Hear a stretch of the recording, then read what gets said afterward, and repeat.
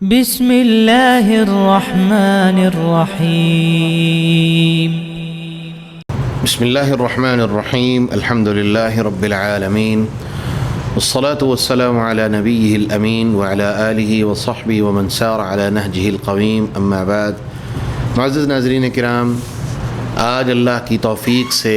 ہم سورہ یونس سے اپنے سبق کا آغاز کریں گے۔ جیسا کہ اس سورہ مبارکہ کے نام سے ہی ظاہر ہے کہ اس سورہ مبارکہ میں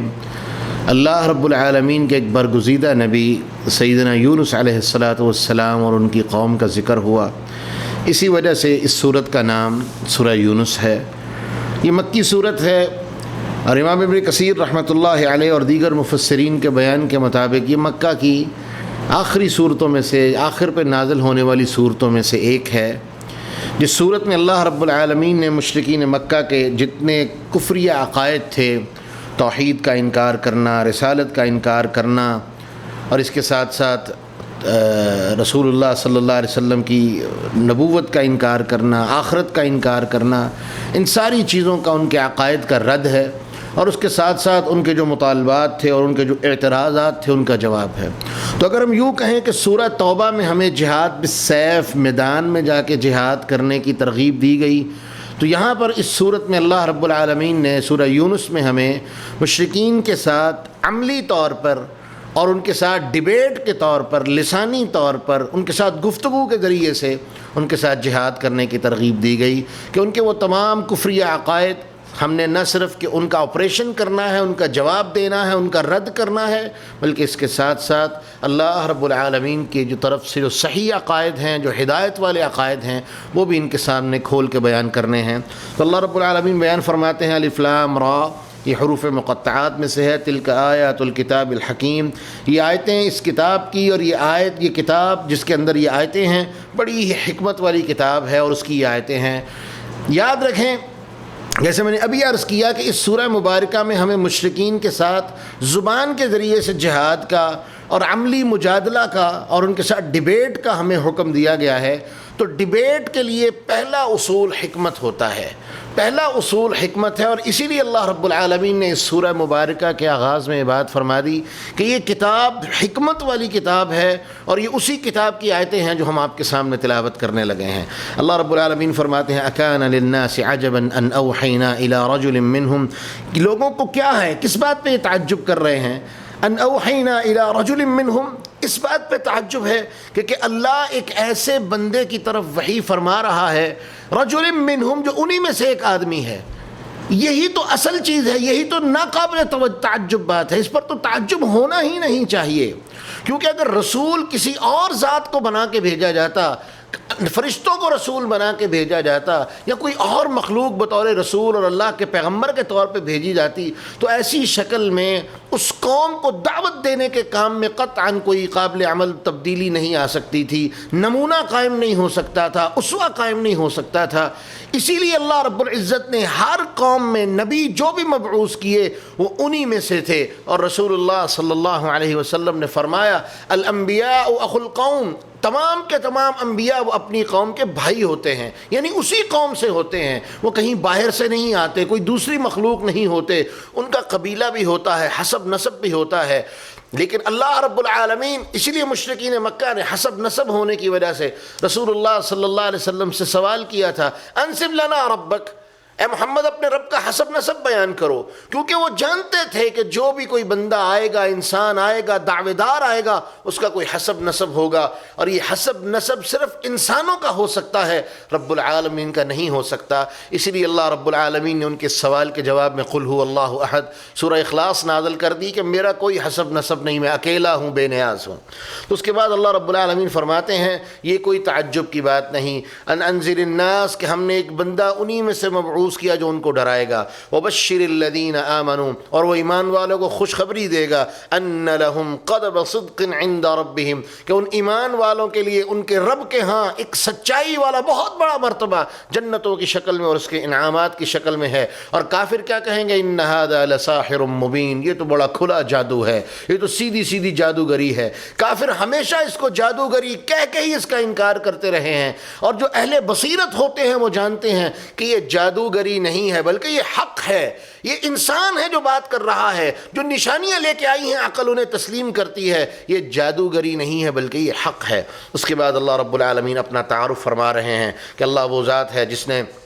آسمان اور زمین کو 6 دن میں پیدا کیا، پھر وہ عرش پر مستوی ہو گیا، یدبر الامر، وہ معاملات کو چلانے والا ہے، ما من شفیع الا من بعد اذن، کوئی اس کے سامنے سفارشی نہیں ہو سکتا، کوئی سفارش نہیں کر سکتا الا باذن، مگر جب وہ جس کو وہ اجازت دے گا، جس کے لیے اس کی اجازت ہوگی وہ سفارش کر سکتا ہے۔ اس کے بعد اللہ رب العالمین فرماتے ہیں کہ الیہ مرجعکم جمیعا، سب کے سب لوگوں جان لو تم سب کا اللہ رب العالمین کی طرف لوٹ جانا ہے۔ وعد اللہ حقا، یہ ایسا لوٹنا ہے کہ یہ سچا وعدہ ہے، اس کے اندر ذرہ برابر بھی کوئی شک نہیں ہے۔ اگر تم اس وعدے کو دیکھنا چاہتے ہو تو کروڑوں لوگوں کو دیکھ لو جو تمہاری آنکھوں کے سامنے مر گئے اور وہ اللہ کے پاس واپس چلے گئے، میرا اللہ تمہیں بھی مارے گا اور ان لوگوں کی طرح اللہ رب العالمین تمہیں اپنے سامنے اکٹھا کرے گا۔ اور اس کے بعد اللہ رب العالمین بیان فرماتے ہیں لیجزی الذین آمنوا وعملوا الصالحات بالقسط، یہ ساری چیزیں اس لیے ہیں کہ اللہ ایمان والوں کو، اچھے عمل کرنے والوں کو بہترین طرح سے انصاف دے،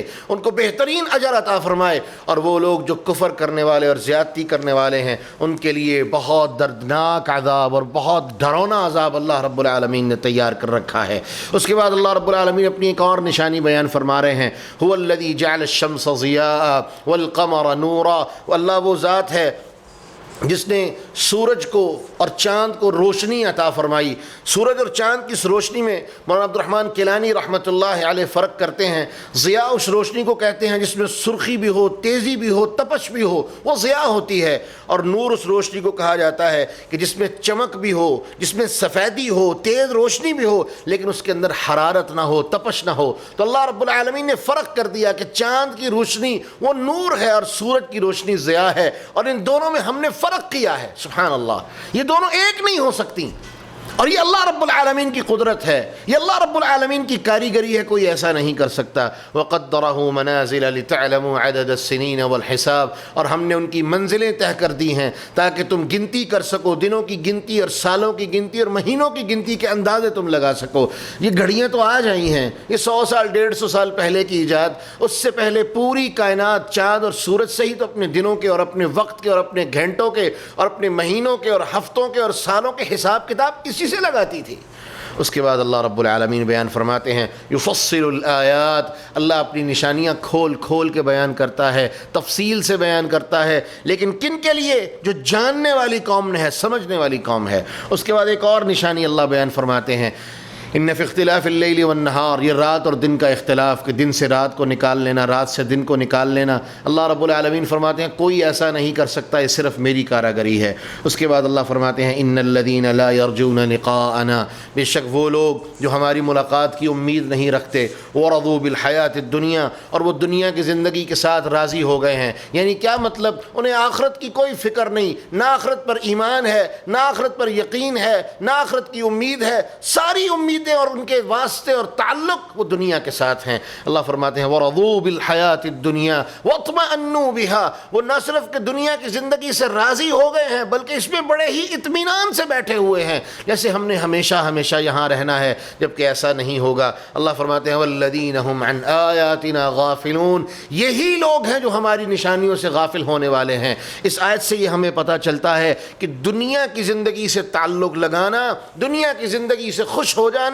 دنیا کی زندگی سے راضی ہو جانا، یہ انسان کو اللہ رب العالمین کی آیتوں اور نشانیوں سے غافل کر دیتا ہے۔ اور آپ تاریخ اٹھا کے دیکھیں، انبیاء کے قصے اٹھا کے دیکھیں، وہ لوگ بھی ان کو بربادی کا سبب ہی یہ بنا، ان کی بربادی کا سبب ہی یہ تھا کہ وہ لوگ دنیا کی زندگی کو آخرت پر ترجیح دیتے تھے، اسی لیے اللہ رب العالمین نے ان کو تباہ و برباد کر دیا۔ اس کے بعد اللہ رب العالمین بیان فرماتے ہیں اولئک مأواہم النار، یہ لوگ وہ ہیں جن کا ٹھکانہ جہنم ہے۔ اور اس کے بعد ایک دوسرے گروہ کی بات کی، یاد رکھیں قرآن مجید میں جہاں جہنمیوں کی بات آئی ہے، جنتیوں کی بات اللہ نے ساتھ کی ہے، بلکہ بعض مفسرین اور ترتیب دان لوگ تو اس طرح کہتے ہیں کہ اگر جنت کا ذکر قرآن، جہنم کا ذکر قرآن میں 10 دفعہ آیا ہے تو جنت کا ذکر اللہ نے 11 مرتبہ کیا ہے، تاکہ یہ واضح ہو جائے اللہ کی رحمت، اللہ کی محبت کی باتیں اس کے غصے کے اوپر سبقت لے جانے والی ہیں۔ ان رحمتی سبقت غضبی، کیونکہ میری رحمت میرے غصے پر سبقت لے جا چکی ہے۔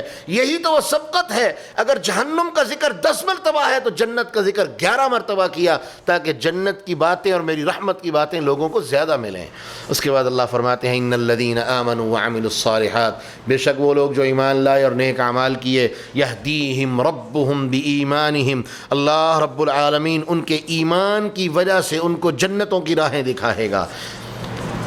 تجری من تحتہم الانہار، اللہ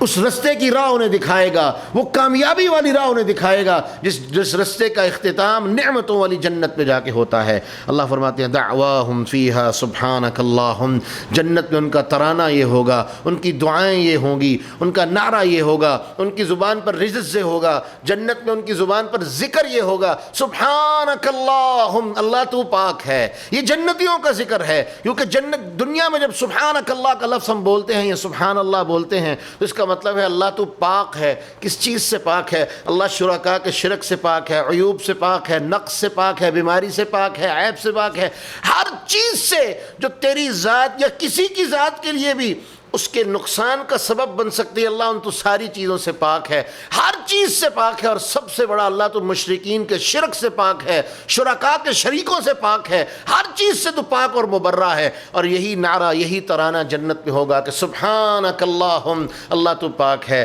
وتحیتہم فیہا سلام، جب ملیں گے جنت میں تو وہاں بھی تحیے یہی ہوں گے، السلام علیکم، یہ تحیہ ہوگا۔ یہی تحیہ اللہ نے مومنوں کو دنیا میں عطا کیا، السلام علیکم ورحمۃ اللہ وبرکاتہ۔ اللہ کے رسول نے فرمایا یہ تحیہ ہے ایک مومن کا مومن کے لیے، جنت میں بھی یہ تحیہ ہوگا۔ سبحان اللہ، گویا کہ مومنوں کو اللہ رب العالمین نے دنیا کی زندگی میں ہی جن کو پسند فرما لے ان کو جنت کے اعمال کی ٹریننگ اور مشق دینا شروع کر دیتا ہے۔ سبحان اللہ، کتنی خوبصورت بات ہے کہ اللہ دنیا کی زندگی میں ہی اپنے چنیدہ، اپنے محبت والے، پیار والے، جن سے وہ محبت کرتا ہے، ان بندوں کی جنت والے اعمال پہ دنیا میں ہی ٹریننگ شروع کر دیتا ہے۔ وآخر دعواہم ان الحمد للہ رب العالمین، اور جب ان کی باتیں ختم ہوں گی، ملاقاتیں ختم ہوں گی، میٹنگز ختم ہوں گی، گیدرنگز ختم ہوگی تو کیا کہیں گے؟ وآخر دعواہم ان الحمد للہ رب العالمین، اللہ ساری تعریفیں تیرے لائق ہیں۔ اور جنت میں ان کی باتیں ہی یہ ہوں گی، اللہ کی تعریفوں کی باتیں ہوں گی،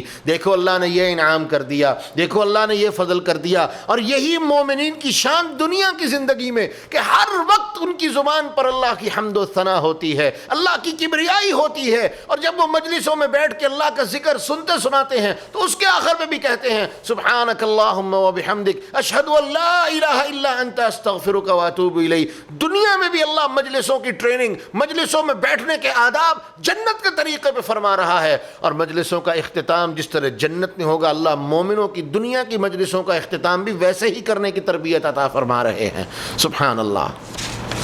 اس کے بعد اللہ رب العالمین فرماتے ہیں وَلَوْ يُعَجِّلُ اللَّهُ لِلنَّاسِ، مشرکین مکہ عذاب کا مطالبہ کرتے تھے کہ عذاب کیوں نہیں آتا،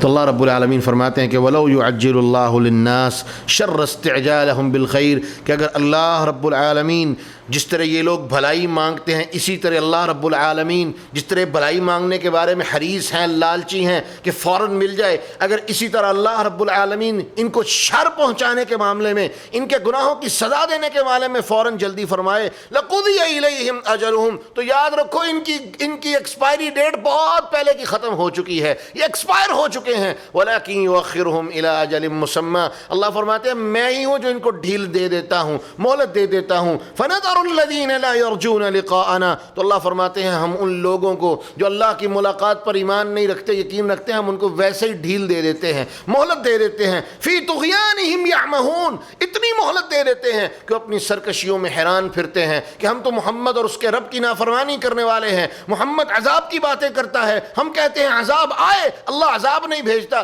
یہ کیسا نبی ہے؟ وہ اپنی ان باتوں میں حیران پھرتے ہیں، جبکہ اللہ فرماتے ہیں ہم ان کو مہلت کسی حکمت کے تحت عطا فرما رہے ہیں۔ اور اللہ فرماتے ہیں ان کی حالت یہ ہے وَإِذَا مَسَّ الْإِنسَانَ ضُرٌّ دَعَانَا، وَإِذَا مَسَّ الْإِنسَانَ الضُّرُّ دَعَانَا، جب انسان کو تکلیف پہنچتی ہے، تو وہ ہمیں پکارتا ہے لجنبہ او قاعدا او قائما، لیٹے ہوئے، بیٹھے ہوئے، اٹھتے ہوئے، ہر وقت اللہ اللہ اللہ اللہ معاف کر دے، اللہ نکال دے، اللہ نکال دے، اللہ نکال دے۔ اور ساتھ ہی کیا ہوتا ہے فلما کشفنا عنہ ضرہ مر کأن لم یدعنا الی ضر مس، اللہ فرماتے ہیں جب ہم اس کی تکلیف کو کھول دیتے ہیں، اس کو تکلیف سے نکال دیتے ہیں، تو یوں ہو جاتا ہے کہ جیسے اس نے کبھی بھی اللہ رب العالمین کو تکلیف سے نکالنے کے لیے پکارا ہی نہیں تھا۔ یعنی کیا مطلب کہ جب تک تکلیف تھی اللہ کو پکارتا رہا، تکلیف دور ہو گئی تو حالت یہ ہے کہ جیسے یہ اللہ کو جانتا ہی نہیں ہے، اس پر کبھی کوئی تکلیف آئی نہیں تھی، اس نے کبھی اللہ کو پکارا ہی نہیں تھا۔ اللہ رب العالمین اس کی حقیقت کو واضح فرما رہے ہیں کہ جان لو میں وہی رب ہوں جس سے تم شر مانگنے میں جلدی کرتے ہو، عذاب کے مطالبے کرتے ہو، جبکہ تم میرے عذاب کی اتنی سی جھلک بھی برداشت نہیں کر سکتے کہ معمولی سی تکلیفیں آ جائیں تو چیخنا اور چلانا شروع کر دیتے ہو، واویلا شروع کر دیتے ہو، دعائیں اور التجائیں شروع کر دیتے ہو، اور جب میں تمہارے سے وہ تکلیفیں دور کر دوں تو پھر مجھے یکسر بلا دیتے ہو۔ لوگوں جان لو تم اتنا برداشت نہیں کر سکتے، جب میرا عذاب آ گیا تم اس کو کبھی بھی برداشت کرنے کے قابل نہیں ہوگے۔ اور اللہ فرماتے ہیں وَلَقَدْ أَهْلَكْنَا زُيِّنَ لِلْمُسْرِفِينَ مَا كَانُوا يَعْمَلُونَ، اللہ فرماتے ہیں نافرمانوں کے لیے ہم نے دنیا کی زندگی کو بڑا مزین کر دیا ہے۔ اور دوسری جگہ اللہ رب العالمین اسی صورت میں بیان فرماتے ہیں وَإِذَا أَذَقْنَا النَّاسَ رَحْمَةً مِّن بَعْدِ ضَرَّاءٍ مَسَّتْهُمْ إِذَا لَهُم مَّكْرٌ فِي آيَاتِنَا، اللہ جب ان کو ان کی پریشانیوں تکلیفوں سے نکالتا ہے، ان کی بیماری سے، پریشانی سے، دکھ سے، مصیبت سے انہیں نکال دیتا ہے، اذا لهم مکر فی آیاتنا، تو وہ اللہ کی نشانیوں کے بارے میں مکر کرنا شروع کر دیتے ہیں کہ نہیں نہیں دعائیں نہیں قبول ہوئیں، میرا یہ پروجیکٹ کامیاب ہوا ہے، میری یہ تدبیر کامیاب آئی ہے، میں نے یوں کر کے گیم کی تھی وہ کامیاب ہو گئی ہے۔ اللہ فرماتے ہیں قل اللہ اسرع مکرا، ان کو بتا دو کہ تمہارا رب اگر تدبیریں کرنے پہ آیا تو اس کی تدبیریں اتنی تیز ہیں کہ تمہاری سوچ شروع ہونے سے پہلے اس کی تدبیر کارگر بھی ہو چکی ہوگی۔ اللہ ہمیں محفوظ فرمائے۔ اللہ رب العالمین فرماتے ہیں وَإِذَا تُتْلَى عَلَيْهِمْ آيَاتُنَا بَيِّنَاتٍ،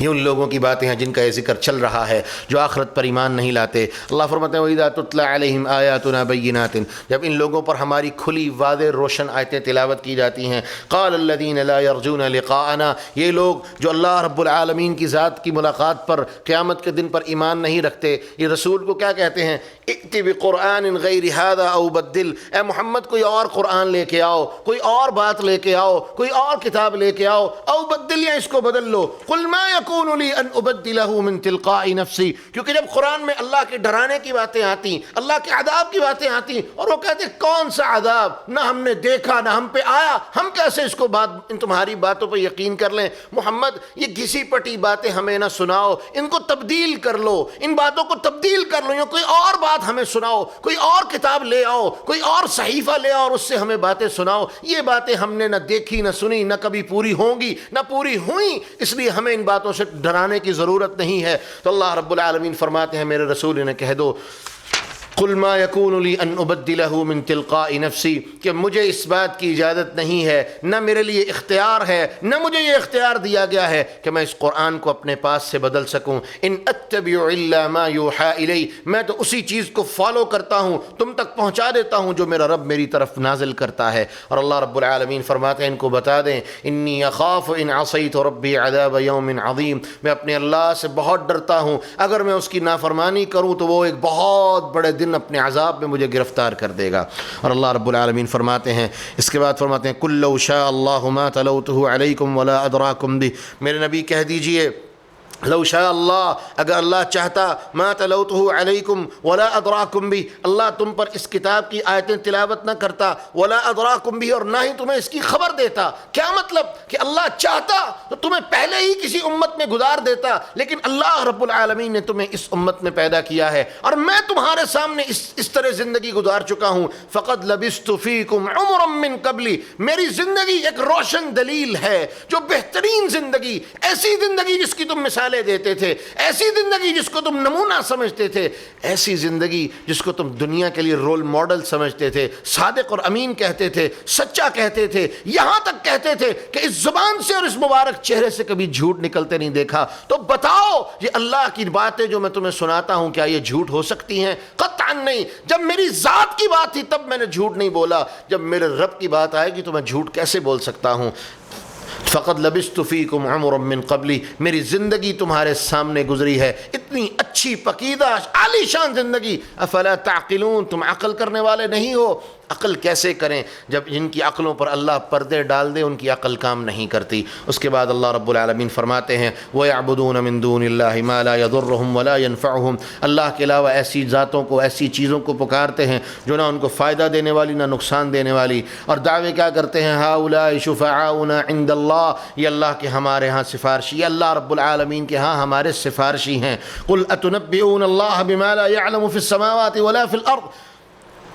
آپ انہیں بتا دیجئے اتنبئون اللہ، کیا اللہ نے تمہیں یہ باتیں بتائی ہیں؟ بما لا يعلم في السماوات ولا في الارض، اور اللہ وہ ذات ہے جو آسمان اور زمین کی ہر چیز کو جاننے والا ہے۔ کہاں اللہ نے تمہیں بتایا ہے کہ یہ سفارشی ہوں گے؟ کہاں اللہ نے تمہیں بتایا ہے کہ یہ اللہ کے ہاں سفارش کرنے والے ہوں گے؟ ایسا نہیں ہو سکتا۔ سبحانہ، وہ اللہ پاک ہے، وتعالی عما یشرکون، اور اللہ ان تمام چیزوں سے کہیں بلند ہے جو تم اللہ رب العالمین کی ذات کے ساتھ شریک ٹھہراتے ہو۔ اللہ ان چیزوں سے پاک، مبرہ اور منزہ اور بہت بلند ذات ہے۔ اس کے بعد اللہ رب العالمین بیان فرماتے ہیں هو الذی یسیرکم فی البر والبحر، کہ لوگو جان لو اللہ وہ ذات ہے جو تمہیں خشکی میں بھی چلاتا ہے، جو تمہیں تری میں بھی چلاتا ہے۔ اور اس کے بعد اللہ رب العالمین فرماتے ہیں حتی اذا کنتم فی الفلک، یہاں تک کہ جب تم بحری جہازوں میں بڑے بڑے پہاڑوں کی طرح، کل جبال، قرآن کہتا ہے پہاڑوں جیسے یہ بحری جہاز، جب تم ان میں سواریاں کر رہے ہوتے ہو، سمندروں میں چل رہے ہوتے ہو۔ یہ آیہ مبارکہ اگر اس کی ہم تفسیر میں چلے جائیں، تفصیل میں چلے جائیں، آج کی دنیا کی جتنی ایویشن ہے، فضاؤں میں چلنے والے جہاز اور زمین میں سمندروں میں چلنے والے جہاز، ان کی پوری تھیوری، پوری کی پوری ہسٹری، ان کے چلنے کا نظام اللہ رب العالمین نے اس آیہ مبارکہ میں واضح فرما دیا ہے، پورے کا پورا۔ کیسے؟ اللہ فرماتے ہیں وَجَرَيْنَ بِهِمْ بِرِيحٍ طَيِّبَةٍ، ان کے ساتھ ایک بڑی پیاری ہوا چلتی ہے، بڑی خوبصورت ہوا چلتی ہے جو ان کے سفر کو بڑا سموتھ بناتی ہے، کوئی رکاوٹ نہیں آتی۔ تو کیا ہوتا ہے؟ فَرِحُوا بِهَا، اتنی اچھی ہوا ہوتی ہے کہ وہ خوش ہوتے ہیں، کہتے ہیں ہمارا سفر بڑا مزیدار گزرے گا، بڑا اچھا گزرے گا۔ تو اللہ فرماتے ہیں جَاءَتْهَا رِيحٌ عَاصِفٌ، یہاں تک کہ اچانک اللہ رب العالمین کا حکم آتا ہے اور ایک ایسی طوفانی ہوا آتی ہے، وَجَاءَهُمُ الموج من کل مکان، اور ہر طرف سے موجیں آنی شروع ہو جاتی ہیں۔ کیا مطلب؟ یہ ایویشن کی ہسٹری بیان کرتی ہے کہ ہوا اگر سموتھ ہو تو ہوا آپ کے سفر، آپ کے جہاز کا سفر، آپ کے شپ کا سفر بڑا سموتھ گزرے گا، لیکن ذرا ہواؤں کا رخ بدل جائے، ہوائیں رک جائیں، یہ ساری کی ساری چیزیں ایک آن ہی آن میں زمین کے اوپر آ کے بوس ہو جائیں۔ یہ میرے اللہ کے سلسلے ہیں۔ اور اللہ فرماتے ہیں جب میرا رب چاہتا ہے سمندروں میں طوفانی ہوائیں چلا دیتا ہے، موجیں آتی ہیں، وَظَنُّوا أَنَّهُمْ أُحِيطَ بِهِمْ، اور تمہاری حالت یہ ہوتی ہے کہ تم یقین کر لیتے ہو کہ اب ہم ہر طرف سے گھیرے جا چکے ہیں، اب کوئی نکلنے کا رستہ نہیں، کوئی اسباب نہیں، کوئی نکلنے کی سبیل نہیں۔ دعوا اللہ مخلصین لہ الدین، وہ شرکاء جن کو تم اللہ کا شریک بناتے ہو تم ان کو بھی بھول جاتے ہو، اس طرح بھولتے ہو کہ تمہیں صرف اللہ کے علاوہ کوئی دوسرا یاد نہیں رہتا، اور تو پھر اللہ کو بڑا ہی خالص ہو کے، بڑا ہی ڈر کے، عاجزی کے ساتھ، انکساری کے ساتھ تم اللہ کو پکارنا شروع کر دیتے ہو، اور ساتھ ہی کہتے ہو لئن انجیتنا من هذه لنکونن من الشاکرین، اگر اللہ ہمیں اس سے نکال دے گا، اس مصیبت سے نکال دے گا، ہم اللہ کا شکر کرنے والے بن جائیں گے، مطلب ایمان لانے والے بن جائیں گے۔ اللہ فرماتے ہیں فَلَمَّا أَنْجَاهُمْ إِذَا هُمْ يَبْغُونَ فِي الْأَرْضِ، جیسے ہی ہم ان کو نکالتے ہیں یہ زمین پر آتے ہی فوراً کے فوراً ہی اللہ رب العالمین کی آیتوں کے ساتھ اور اس کی حدوں کے ساتھ بغاوت کرنا شروع کر دیتے ہیں۔ یا ایھا الناس انما بغیکم علی انفسکم، لوگو جان لو تم یہ بغاوتیں کر کے اللہ کا کچھ نہیں بگاڑ سکے، نہ کچھ بگاڑ سکتے ہو، یہ تم اپنے آپ کے بگاڑنے کی سازشیں اور اپنے آپ کو بگاڑنے کا سامان تیار کر رہے ہو۔ اس کے بعد اللہ رب العالمین بیان فرماتے ہیں انما مثل الحیات الدنیا کماء انزلناہ من السماء فاختلط به نبات الارض، دنیا کی مثال اس طرح سے ہے کہ یہ چٹیل میدان تھا، آسمان سے پانی آیا،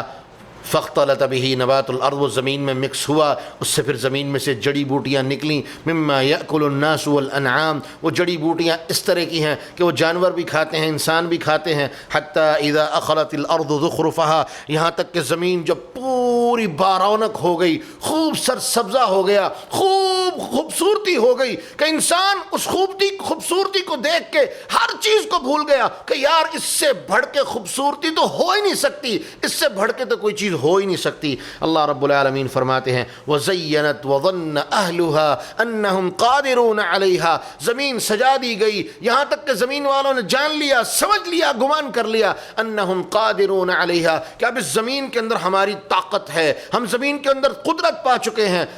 أتاها أمرنا ليلا أو نهارا فجعلناها حصيدا كأن لم تغن بالأمس۔ اللہ فرماتے ہیں پھر ہمارا حکم آ جاتا ہے، ہم آسمانوں سے اپنے عذاب کو بھیج دیتے ہیں تو کیا ہوتا ہے كأن لم تغن بالأمس، یہ اس طرح کی کھیتی کی مانند ہو جاتی ہے کہ جو کھیت کل ہو اور کسان اس کو کاٹ دے، اس کا نام و نشان تک ختم ہو جائے۔ اللہ رب العالمین فرماتے ہیں اس کھیت کی طرح زمین کی ہر چیز کو ہم الٹ پلٹ کے رکھ دیتے ہیں، اور اگر کوئی بندہ کل گزر کے گیا ہو تو وہ دوبارہ آ کے دیکھے تو کیا کہے کأن لم تغن بالامس، وہ جیسے یہ سمجھے یہاں تو کل اتنا کچھ تھا آج کچھ بھی نہیں ہے، ہر چیز ملیا میٹ کر کے ہم رکھ دیتے ہیں۔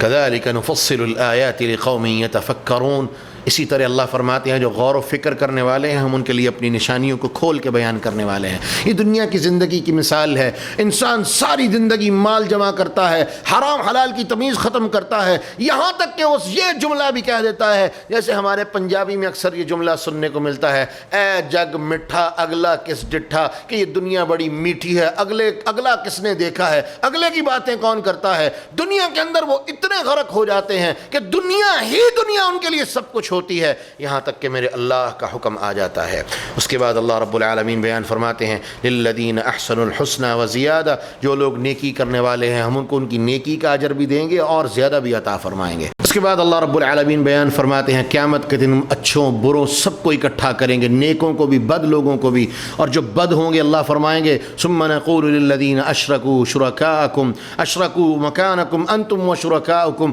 تم اور تمہارے شرکاء اپنی اپنی جگہ پہ ٹھہر جاؤ، ہل نہیں سکتے، ٹھہر جاؤ، فزینا بینہم، ہم ان کے درمیان جدائیاں ڈال دیں گے، اور پھر جن کی وہ پوجا کرتے رہے ہیں وہ کہیں گے ما کنتم ایانا تعبدون، تم تو ہماری عبادت نہیں کرتے تھے، ہم نے تو تمہیں اپنی عبادت کے لیے نہیں بلایا۔ اللہ فرماتے ہیں فکفا باللہ شہیدا بیننا وبینکم، وہ شریک بنانے والے چیخیں گے اور چلائیں گے، کہیں گے ہم تو تمہاری عبادت کرتے تھے، مانتے تھے، تمہارے پیچھے چلتے تھے، انکار کر دیں گے۔ اللہ فرماتے ہیں فکفا باللہ شہیدا بیننا وبینکم، لوگو جان لو میں اللہ تمہارے درمیان اور ان کے درمیان بہترین گواہ ہوں، ان کننا عن عبادتکم لغافلین، اور پھر وہ کہیں گے لوگو جان لو، اور وہ اعلان کریں گے، اعتراف کریں گے اللہ ہم بے شک تیری عبادت سے ہم غافل تھے، اور اللہ رب العالمین فرماتے ہیں ان کا یہ اعتراف ان کو قیامت کے دن کام نہیں دے گا۔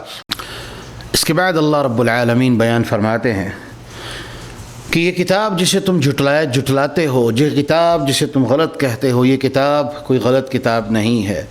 وما كان هذا القرآن ان يفترى من دون اللہ، یہ کتاب ایسی کتاب نہیں جو اللہ کے علاوہ کسی نے گھڑ لی ہو اور بنا لی ہو، ولكن تصدیق الذی بین یدیہ، یہ وہ کتاب ہے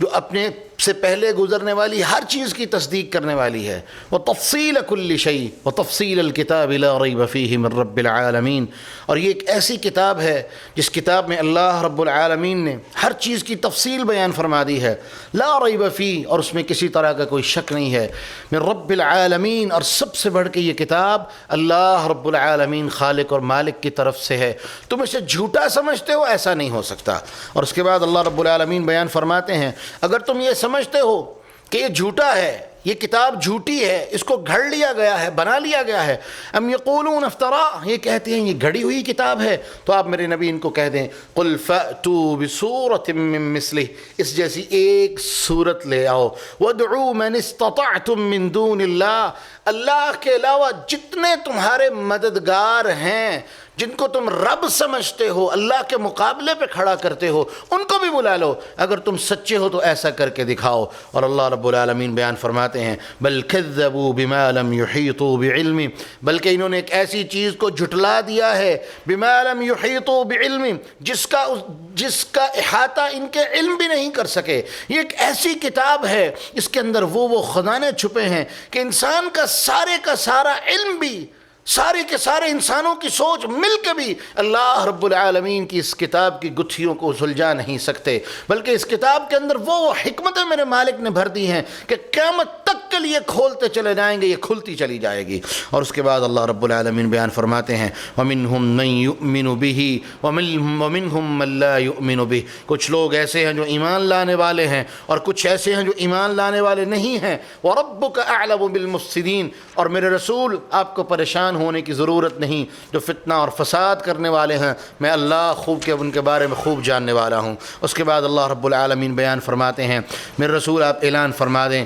قُل لَا أَمْلِكُ لِنَفْسِي نَفْعًا وَلَا ضَرًّا إِلَّا مَا شَاءَ اللَّهُ قُل لَا أَمْلِكُ لِنَفْسِي ضَرًّا وَلَا نَفْعًا إِلَّا مَا شَاءَ اللَّهُ، میرے نبی ان کو بتا دیں لا املک لنفسی، میں اپنی جان کا مالک نہیں ہوں، نفعا ولا ضرا، نہ اچھا نہ برا، نہ کسی اچھی چیز کا نہ بری چیز کا،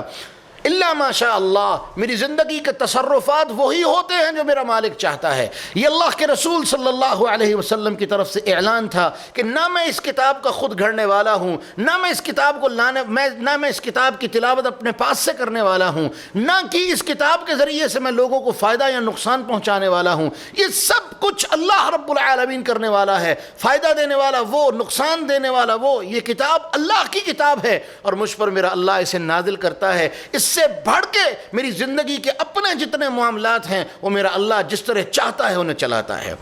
لِكُلِّ أُمَّةٍ أَجَلٌ مُّسَمًّى، اور میرے نبی ان کو بتا دیں کہ ہر امت کے لیے ایک مقررہ وقت ہے۔ اِذَا جَاءَ أَجَلُهُمْ فَلَا يَسْتَأْخِرُونَ سَاعَةً وَلَا يَسْتَقْدِمُونَ، جب یہ وقت آ گیا تو اللہ رب العالمین ان کو ایک لمحے کی مہلت بھی عطا نہیں کریں گے۔ اور اس کے بعد یہ آپ سے سوال کرتے ہیں وَيَسْتَنبِئُونَكَ أَحَقٌّ هُوَ، کچھ ہی آپ کے پاس آ کے پوچھتے ہیں، سوال کرتے ہیں اے محمد صلی اللہ علیہ وسلم یہ عذاب کی جو باتیں آپ سناتے ہیں یہ واقعی سچ ہے؟ تو آپ انہیں کہہ دیجئے قُلْ ای وَرَبِّي، ہاں اللہ کی قسم، مجھے اپنے رب کی عزت کی قسم یہ سچ ہے، اور جو اس کو جھٹلانے والا ہے اللہ رب العالمین اس کے اوپر اس عذاب کو نافذ فرما دے گا۔ وَمَا أَنْتُمْ بِمُعْجِزِينَ، اور تم سب کے سب مل کے اس اللہ کی ذات کو عاجز نہیں کر سکتے، بلکہ وہ اللہ جس طرح چاہے تمہارے بارے میں تصرف فرمانے والا ہے۔ اس کے بعد اللہ رب العالمین بیان فرماتے ہیں پوری انسانیت کو اللہ نے خطاب فرمایا۔ اللہ فرماتے ہیں یا ایھا الناس، اے لوگو، قد جاءتکم موعظۃ من ربکم، تمہارے رب کی طرف سے تمہارے پاس نصیحت آ چکی ہے، وشفاء لما فی الصدور، اور یہ صرف نصیحت نہیں ہے، یہ صرف خیر خواہی کی کتاب نہیں ہے، تمہاری زندگیوں کو بہتر کرنے والی کتاب نہیں ہے، وشفاء لما فی الصدور، اور تمہارے سینوں میں جتنی بیماریاں چھپی ہوئی ہیں، وہ ظاہری بیماریاں ہیں یا باطنی بیماریاں ہیں، وہ جسمانی بیماریاں ہیں یا اس کے ساتھ عقیدے کی بیماریاں ہیں، وہ گندگی اور غلاظت جو عقیدے کی شکل میں تمہارے سینوں میں بیٹھی ہوئی ہے، اللہ رب العالمین فرماتے ہیں یہ کتاب ان تمام بیماریوں کے لیے شفا کا کام کرنے والی ہے۔ اسی آیت سے علماء کرام نے استدلال لیا ہے کہ قرآن مجید کو اللہ نے شفا بنایا ہے۔ دوسری جگہ اللہ قرآن میں بیان فرماتے ہیں کہ وَنُنَزِّلُ مِنَ الْقُرْآنِ مَا هُوَ شِفَاءٌ، ہم نے قرآن کے اندر وہ نازل کیا ہے جو مومنوں کے لیے شفا ہے۔ تو شفا سے مراد کیا؟ ہر طرح کی بیماری کا علاج اللہ رب العزت نے اس کتاب میں رکھ دیا ہے۔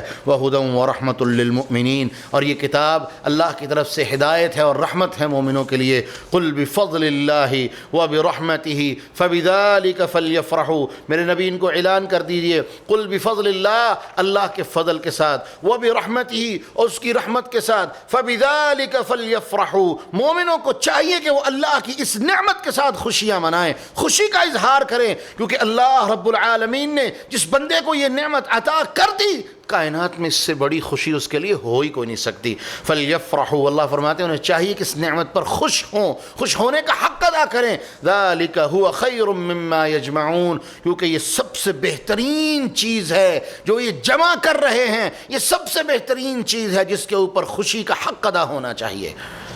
اور مفسرین نے اس آیت کی تفسیر میں یہ بیان بھی کیا ہے کہ اس آیت کی تفسیر سے مراد یہ ہے کہ وہ تمام چیزیں جو اللہ رب العالمین اپنے بندوں پر انعام کرتا ہے یہ اللہ رب العالمین کی نعمتیں ہیں، اور ان نعمتوں پر مومنوں کو خوشی کا اظہار کرنا چاہیے۔ اس کے بعد اللہ رب العالمین بیان فرماتے ہیں الا ان اولیاء اللہ لا خوف علیہم ولا هم يحزنون، میرے رسول نے بتا دیجئے الا ان اولیاء اللہ، بے شک اولیاء اللہ وہ ہیں لا خوف علیہم، جن پر کسی طرح کا خوف نہیں ہوگا، ولا هم يحزنون، نہ ہی وہ غمگین ہوں گے۔ کیا مطلب؟ یا اولیاء اللہ کی بات کہاں سے آ گئی؟ یہ پیچھے جو باتیں چل رہی ہیں، جو قرآن پر عمل کرنے والے ہیں، قرآن پر زندگی گزارنے والے ہیں، قرآن جن کا اوڑھنا بچھونا ہے، قرآن جن کی زندگی کا دستور ہے، قرآن جن کے لیے راہ حیات ہے، قرآن جن کے لیے کامیابی کی ہدایت کی ضمانت ہے، قرآن کو جو اپنے لیے سب کچھ سمجھتے ہیں، اللہ کا دستور سمجھ کے،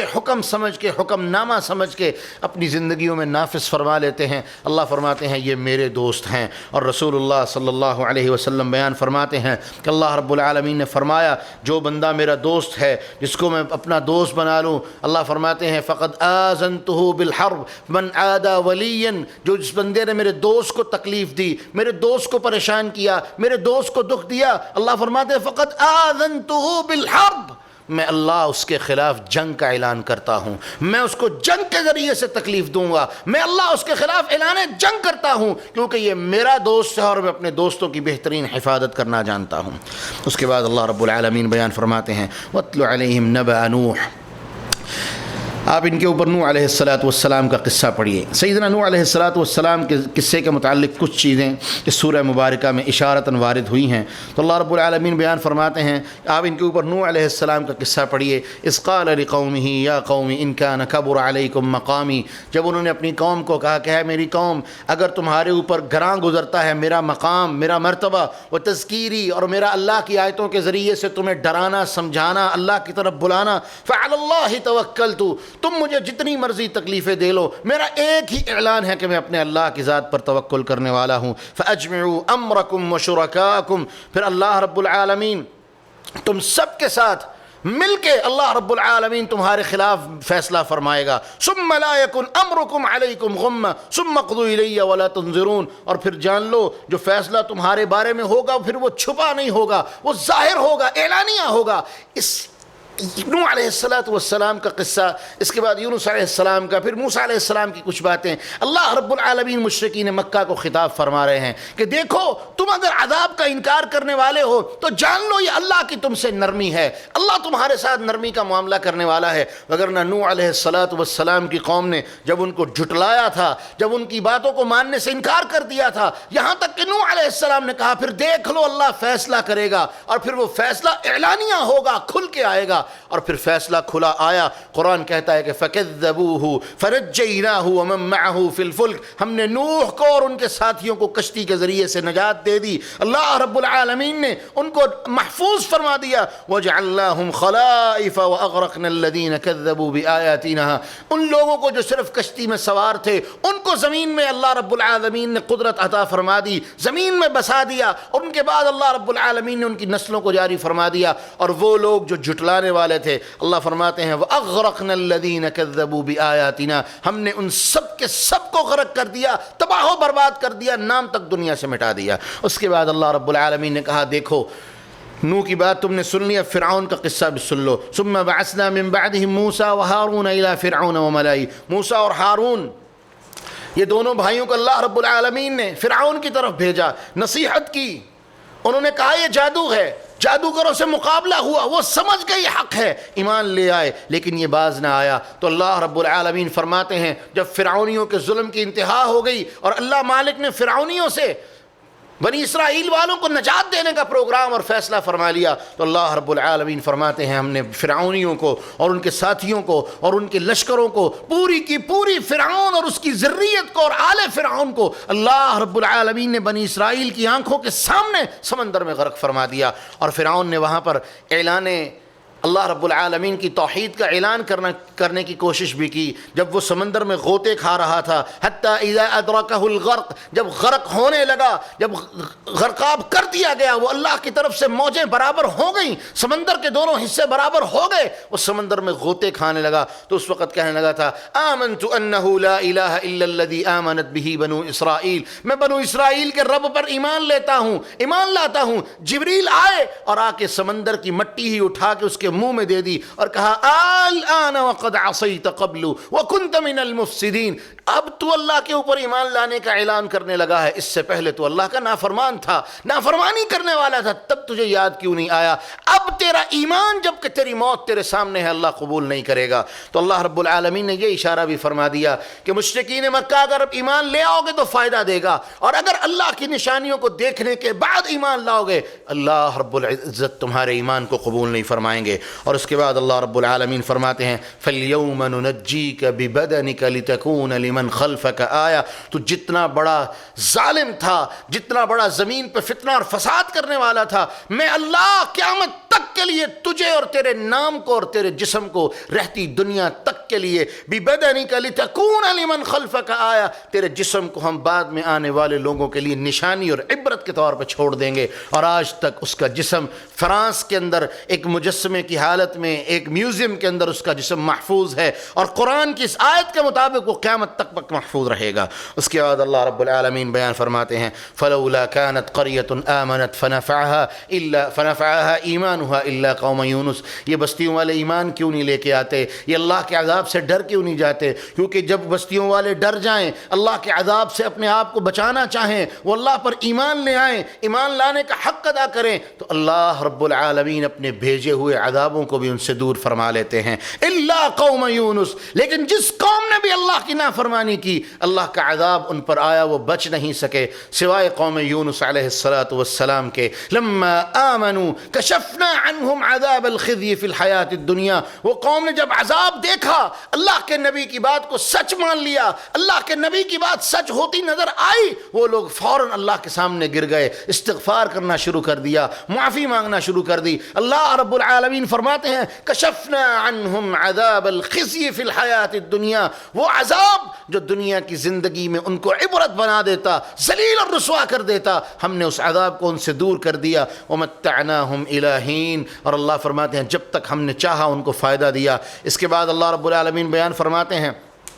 وَلَوْ شَاءَ رَبُّكَ لَآمَنَ مَنْ فِي الْأَرْضِ كُلُّهُمْ جَمِيعًا، اے میرے رسول ان کو بتا دیں وَلَوْ شَاءَ رَبُّكَ لَآمَنَ مَنْ فِي الْأَرْضِ كُلُّهُمْ جَمِيعًا، اگر اللہ چاہتا زمین کے اندر رہنے والا ہر انسان وہ ایمان پر آ جاتا، وہ ہدایت پر آ جاتا، لیکن یہ تیرے اللہ کی ذات کے فیصلے ہیں، وہ جس طرح چاہتا ہے تدبیر فرماتا ہے۔ اس کے بعد اللہ رب العالمین بیان فرماتے ہیں میرے رسول آپ ان کو اعلان فرما دیں قُلْ يَا أَيُّهَا النَّاسِ إِن كُنتُمْ فِي شَكٍّ مِّن دِينِي، اے لوگو اگر تم میرے دین کے بارے میں شک کرنے والے ہو، فلا اعبد الذین تعبدون من دون اللہ، تو میں اللہ رب العالمین کی ذات کے علاوہ کسی کی عبادت نہیں کرتا، جن کی تم عبادت کرتے ہو میں ان کو مانتا ہی نہیں ہوں، نہ ان کو تسلیم کرتا ہوں، ولکن اعبد اللہ الذی یتوفاکم، میں اس ذات کی عبادت کرنے والا ہوں جو تمہیں بھی فوت کرے گا، اور جب میرا وقت بھی آ جائے گا وہ مجھے بھی اپنے پاس بلا لے گا۔ اللہ رب العالمین نے اعلان فرما دیا مشرکین مکہ اگر تم مان جاؤ تو تمہارا بھلا ہے، نہیں مانو گے تو کل قیامت کے دن جب میں تمہیں اپنے سامنے اکٹھا کروں گا تب فیصلے ہوں گے۔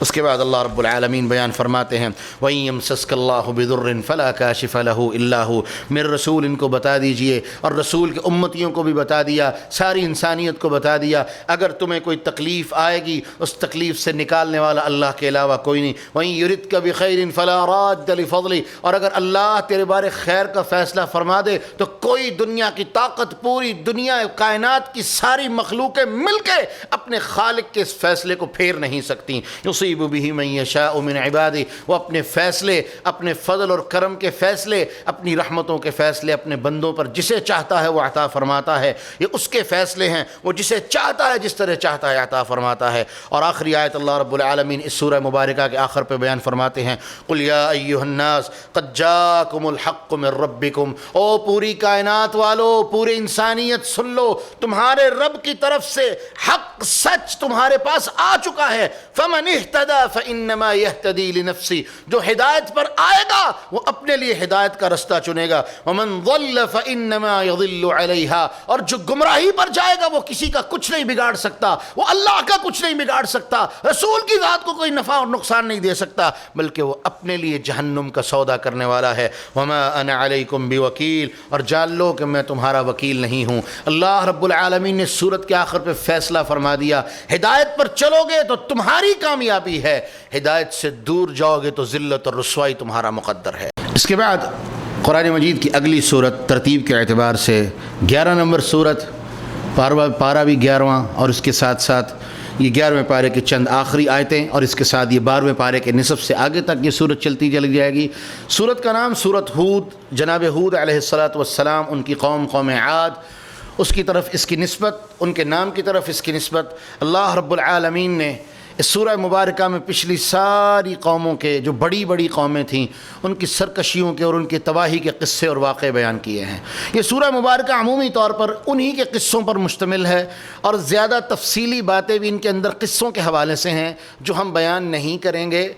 البتہ ان قوموں کے مستقل قصوں کی ایک سیریز اللہ کے فضل و کرم سے رمضان کے بعد آپ کو ہمارے اسی چینل اور انہی پلیٹ فارمز پہ دیکھنے کے لیے ملے گی۔ اللہ رب العالمین ہمیں اس کی بہترین توفیق عطا فرمائے اور قبول فرمائے۔ لیکن ضمناً اور اشارتاً اس سورہ مبارکہ کے اندر جو چیزیں بیان ہوئی ہیں ان کو ہم ضرور بیان کریں گے اختصار کے ساتھ۔ یاد رہے یہ سورت مکی ہے، اور یہ بھی مکہ مکرمہ کی آخری نازل ہونے والی سورتوں میں سے ایک سورت ہے، اور رسول اللہ صلی اللہ علیہ وسلم نے، حضرت ابوبکر رضی اللہ عنہ بیان فرماتے ہیں، جب یہ سورت نازل ہوئی تو آقا علیہ السلام کو میں نے کہا اللہ کے رسول آپ بوڑھے ہو گئے ہیں، تو اللہ کے رسول نے فرمایا شیبتنی ہود و اخواتہا، سورہ ہود اور اس جیسی دوسری صورتیں جن صورتوں کے اندر پچھلی قوموں کے قصے اور واقعات اور عذاب کے قصے آئے ہیں، ان صورتوں نے مجھے بوڑھا کر دیا ہے۔ اور دوسری روایت جو ترمذی وغیرہ میں آتی ہے اس کے اندر لفظ ہیں کہ شیبتنی ہود والواقعہ، سورۃ ہود، سورۃ الواقعہ، مرسلات، عما یتساءلون، اذا الشمس کورت، اور اس طرح کی صورتوں نے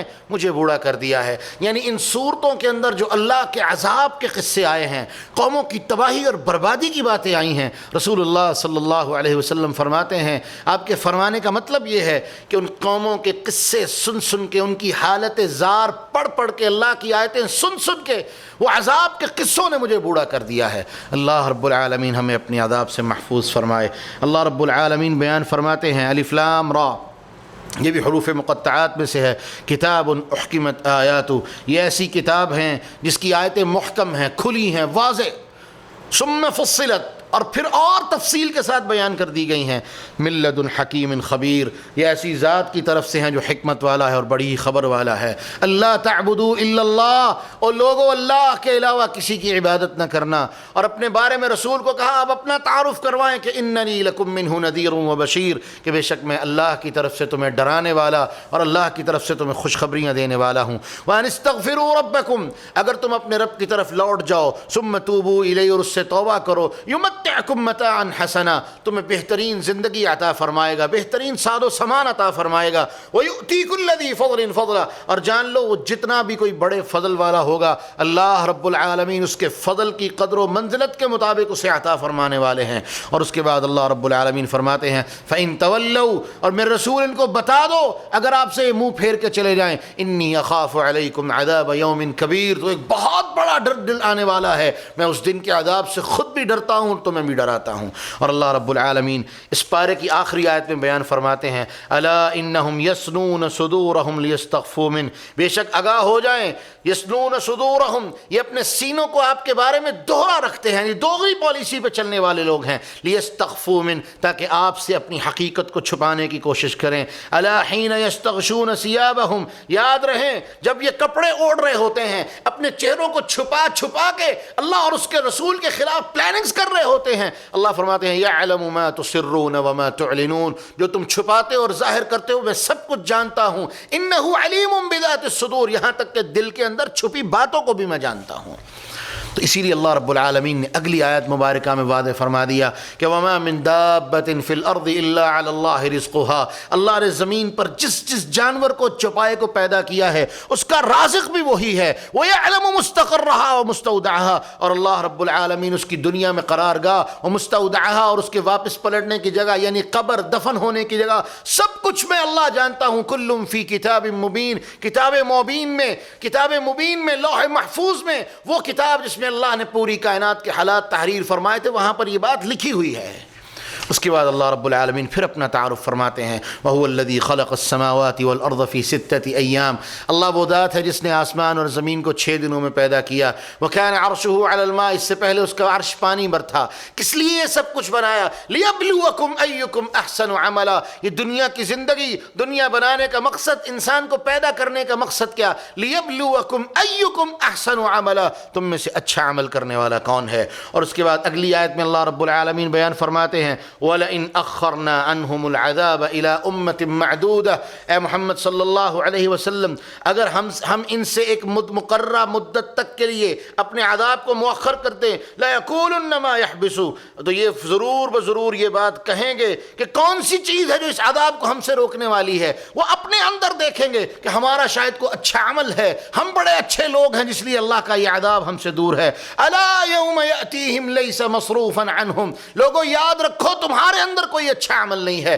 یہ اللہ ہے جس نے اپنے عذاب کو تمہاری بدعمالیوں کی وجہ سے بھی اپنی رحمت کا معاملہ فرماتے ہوئے تم سے دور کر دیا ہے۔ یاد رکھو أَلَا يَوْمَ يَأْتِيهِمْ لَيْسَ مَصْرُوفًا عَنْهُمْ، جس دن یہ عذاب آئے گا اس دن پھر یہ ٹلے گا نہیں۔ وَحَاقَ بِهِمْ مَا كَانُوا بِهِ يَسْتَهْزِئُونَ، اور ہر وہ بندہ جو اللہ کی آیتوں کا مذاق اڑانے والا تھا اللہ کا یہ عذاب اسے گھیر لینے والا ہے۔ اور اللہ رب العالمین اگلی آیت میں بیان فرماتے ہیں وَلَئِنْ أَذَقْنَا الْإِنسَانَ مِنَّا رَحْمَةً ثُمَّ نَزَعْنَاهَا مِنْهُ إِنَّهُ لَيَئُوسٌ كَفُورٌ، اللہ فرماتے ہیں جب ہم کسی بندے پر اپنی رحمتوں کا معاملہ فرمائیں ثُمَّ نَزَعْنَاهَا مِنْهُ، اور پھر اس کی غلطیوں کی وجہ سے، اس کی کوتاہیوں کی وجہ سے بطور آزمائش اپنی اس نعمتوں کو ان سے واپس لے لیں تو کیا ہوتا ہے؟ إِنَّهُ لَيَئُوسٌ كَفُورٌ، وہ بڑا ہی نا امید اور اللہ کے ساتھ کفر کرنے والا واقع ہوتا ہے۔ اور اس کے بعد اللہ رب العالمین فرماتے ہیں وَلَئِنْ أَذَقْنَاهُ نَعْمَاءَ بَعْدَ ضَرَّاءَ مَسَّتْهُ لَيَقُولَنَّ ذَهَبَ السَّيِّئَاتُ عَنِّي إِنَّهُ لَفَرِحٌ فَخُورٌ، اور جب ہم کبھی اس کو اس کی تکلیف کے بعد اپنی رحمتوں کے مزے چکھائیں تو یہ ضرور کہتے ہیں یہ مزہ تو میری اب ساری زندگی کے دکھوں کو دور کر دے گا، ساری پریشانیاں دور کر دے گا۔ إِنَّهُ لَفَرِحٌ فَخُورٌ، وہ اپنے فخر میں، اپنی خوشی میں تکبر کرنے والا اور اترانے والا ہے، اللہ کا شکر ادا کرنے والا نہیں ہے۔ اس کے بعد اللہ رب العالمین فرماتے ہیں مشرکین مکہ نے پھر ایک دفعہ دعویٰ کیا، بار بار یہ دعویٰ کیا کہ یہ کتاب اللہ کے رسول نے اپنے پاس سے گھڑ لی ہے، وہ پہاڑیوں کے پار جو وادی ہے وہاں سے آپ سیکھ کے آتے ہیں۔ اللہ نے اعلان کر دیا ام یقولون افترا، اگر یہ کہتے ہیں کہ یہ کتاب گھڑی گئی ہے، قل فأتوا بعشر سور مثلی، پچھلی صورت میں سورہ یونس میں ایک صورت کی چیلنج تھی کہ ایک صورت اس جیسی بنا لاؤ، اب اللہ فرما رہے ہیں 10 صورتیں اس جیسی بنا لاؤ، پوری کائنات کو جو تم اللہ کے خلاف شرکا بنا رکھے ہیں پوری کائنات سے انہیں جمع کر لو، اگر تم سچے ہو ان کی مدد لے لو، ان کو کہو وہ تمہاری مدد کر کے دکھائیں، اور پھر اس کے بعد قرآن جیسی 10 صورتیں بنا کے لے آؤ۔ اللہ رب العالمین فرماتے ہیں کبھی بھی نہ ایسا ہو سکا ہے نہ کبھی ایسا ہو سکے گا۔ اور یہاں میں ایک بات ضرور بیان کرنا چاہوں گا، سیدنا سعد بن ابی وقاص رضی اللہ عنہ کا واقعہ آتا ہے، یہ مسلمہ کے پاس گئے، اس وقت جناب سعد ابھی مسلمان نہیں ہوئے تھے، تو مسلمہ نے پوچھا بتاؤ وہ تمہارے مکہ میں جو نبی ہے اس کے اوپر کوئی نیا کلام آیا ہے تو بتاؤ،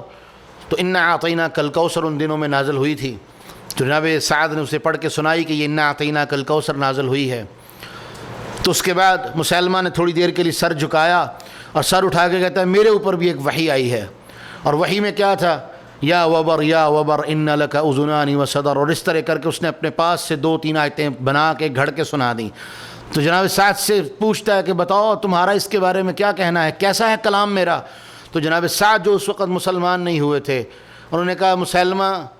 تو جس بات کو اچھی طرح جانتا ہے اور میں بھی اس بات کو اچھی طرح جانتا ہوں کہ تو جھوٹا ہے۔ یہ قرآن کی حقانیت ہے کہ وہ بندہ جو اس وقت تک مسلمان نہیں ہوا تھا وہ بھی غیر اللہ کے کلام کو سن کے جو قرآن کے مقابلے پہ لا کے کھڑا کیا جاتا تھا یا دعویٰ کیا جاتا تھا کہ یہ غیر اللہ کی طرف سے اور قرآن کے مقابلے پہ ہے، اللہ رب العالمین انہی لوگوں کی زبانی نکلوا دیتا تھا کہ یہ جھوٹ ہے، یہ کلام اللہ کا ہو ہی نہیں سکتا۔ اس کے بعد اللہ رب العالمین فرماتے ہیں من کان یرید حیات الدنیا وزینتها نوفی الیہم اعمالہم، دنیا کی زندگی چاہتا ہے ہم پوری عطا فرما دیں گے، لیکن جتنے ان کے اعمال ہوں گے اس کے مطابق بدلہ عطا فرمائیں گے، وہم فیہا لا یبخسون، اور اللہ رب العالمین بیان فرماتے ہیں ہم ان کو ان کا اس معاملے میں اجر دینے کے اندر کسی طرح کی کوئی حق تلفی وہ نہیں پائیں گے، ہم ان کو بہترین طرح سے ان کے اعمال کا بدلہ دنیا کی شکل میں عطا فرما دیں گے، لیکن اولئک الذین لیس لہم فی الآخرۃ الا النار، لیکن ایسے لوگوں کے لیے کل قیامت کے دن صرف جہنم کی آگ ہوگی اور کچھ نہیں ہوگا، کیونکہ جو کچھ تھا وہ دنیا میں لے کے فارغ ہو چکے ہیں۔ اس کے بعد اللہ رب العالمین بیان فرماتے ہیں الذین یصدون عن سبیل اللہ ویبغونها عوجا، وہ لوگ جو اللہ کے رستے سے روکتے ہیں، ویبغونها عوجا، اور اس کے اندر ٹیڑھے پن تلاش کرنے کی کوشش کرتے ہیں، زیادتی کرتے ہیں، ظلم کرتے ہیں، وہم بالآخرۃ ہم کافرون، یہ لوگ اصل میں اللہ کی آیتوں کا انکار کرنے والے، آخرت کا انکار کرنے والے ہیں۔ اللہ فرماتے ہیں اولئک لم یکونوا معجزین فی الارض، یہ لوگ ایسے ہیں جو زمین کے اندر کسی کو بھی عاجز نہیں کر سکتے، یہ زمین کے اندر انسانوں کو عاجز نہیں کر سکتے۔ وما لهم من دون اللہ من اولیاء، اور اللہ کے علاوہ ان کی کوئی مدد کرنے والا بھی نہیں ہو سکتا۔ اور اللہ فرماتے ہیں یضاعف لهم العذاب، اللہ ایسے لوگوں کو جو خود بھی برے تھے اور لوگوں کی برائی کا کام کرنے والے تھے، لوگوں کو خیر سے روکنے والے تھے، اللہ رب العالمین فرماتے ہیں یضاعف لهم العذاب، اللہ کل قیامت کے دن ان کے لیے دگنے عذاب کے فیصلے فرمائے گا۔ اس کے بعد اللہ رب العالمین فرماتے ہیں وَلَقَدْ أَرْسَلْنَا نُوحًا إِلَىٰ قَوْمِهِ، سب سے پہلے نوح علیہ السلام کا ذکر۔ اللہ فرماتے ہیں ہم نے نوح علیہ السلام کو ان کی قوم کی طرف بھیجا، اور انہوں نے جا کے کہا انی لکم نذیر مبین، میں تمہیں اللہ کی طرف سے کھلی کھلی باتوں کے ذریعے سے ڈرانے والا ہوں، اللہ رب العالمین کی طرف سے کھلی کھلی باتیں کر کے تمہیں سمجھانے والا ہوں۔ فقال الملأ من قومی، یہی سب سے پہلا اعتراض ہی یہ تھا، ما نراک الا بشرا مثلنا، تو ہمیں ڈرانے کیسے آ گیا ہے جبکہ تو ہماری طرح کا بشر ہے، ہماری طرح کا انسان ہے، ہماری طرح کھاتا ہے، ہماری طرح پیتا ہے، تو کیسے ہمارے اوپر بہتر ہو گیا، تو کیسے ہمارے اوپر فضل والا اور فضیلت والا ہو گیا۔ اللہ رب العالمین نے یہ قانون بنا دیا ہے، اللہ رب العالمین جسم نہیں دیکھتے، علم نہیں، اللہ رب العالمین جسم کے اندر طاقت نہیں دیکھتے، قبیلوں کی طاقت نہیں دیکھتے، نسب اور تعلق کو نہیں دیکھتے، اللہ رب العالمین دیکھتے ہیں تو تقوی کو دیکھتے ہیں۔ جس ذات کے اندر جتنا زیادہ تقوی ہے، اللہ اعلم حیث یجعل رسالتہ، اللہ رب العالمین اس ذات کو اپنی بندگی کے لیے منتخب کر لیتے ہیں۔ اور انبیاء علیہم السلام وہ اپنی قوم کے اندر سب سے بہترین تھے، لیکن قوم ان کو حقیر سمجھتی تھی، جبکہ اللہ ان نبیوں کو ان قوموں کے اوپر عزتیں دینے والا تھا۔ تو اللہ رب العالمین بیان فرماتے ہیں جب نوح علیہ السلام نے انہیں سمجھایا، بجھایا، اللہ کی دعوت دی، انہوں نے طرح طرح سے اس کا انکار کیا، تو انہوں نے یہ کہا قالوا یا نوح قد جادلتنا فاکثرت جدالنا، جب نوح علیہ السلام کے ان کے ساتھ جھگڑے ہوئے، انہوں نے نوح علیہ السلام کو مارا، تکلیفیں دی، صبح و شام نوح علیہ السلام کو پتھر مارتے، کن کن چیزوں سے ایذا دیتے، تو اللہ رب العالمین فرماتے ہیں انہوں نے ایک دن کہہ دیا فأتنا بما تعدنا ان كنت من الصادقین،